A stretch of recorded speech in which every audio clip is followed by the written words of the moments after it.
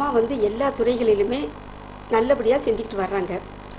சட்டசபையில் வந்து ஆன்மீக பக்தர்களுக்கு கைலாஸ் சென்று வந்தவர்களுக்கு 40,000 முக்திநாத் சென்று வந்தவர்களுக்கு 10,000 மானியம் தருவதாக நிறைவேற்றப்பட்டது.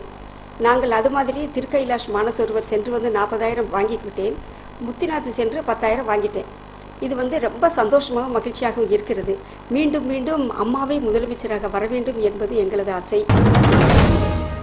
முதலமைச்சர் அம்மா அவங்க கல்வியில் பெரிய எழுச்சி கொண்டு அதில் ஒரு பெரிய வளர்ச்சி கண்டு பெரும் மகிழ்ச்சி கண்ட எங்கள் புரட்சி தலைவியை உங்களுக்கு வைர மாலை சூட்டி வரவேற்கிறேன். குழந்தைகளை காத்து அதற்கு சீருடைகள் கொடுத்து, காலணிகள் கொடுத்து, பாடப்புத்தகம் கொடுத்து, பேனா பென்சில் பாக்ஸ் கொடுத்து, அதையெல்லாம் காக்க ஒரு பேக்கும் கொடுத்து, தாய் தந்தைக்கு எந்த சிரமம் இல்லாமல் பள்ளிக்கு வர சைக்கிள் கொடுத்து, அதோடு லேப்டாப் கொடுத்து, அம்மா தான் நல்லது செய்வார்கள். மீண்டும் மீண்டும் அம்மா தான் முதலமைச்சராக வரணும்.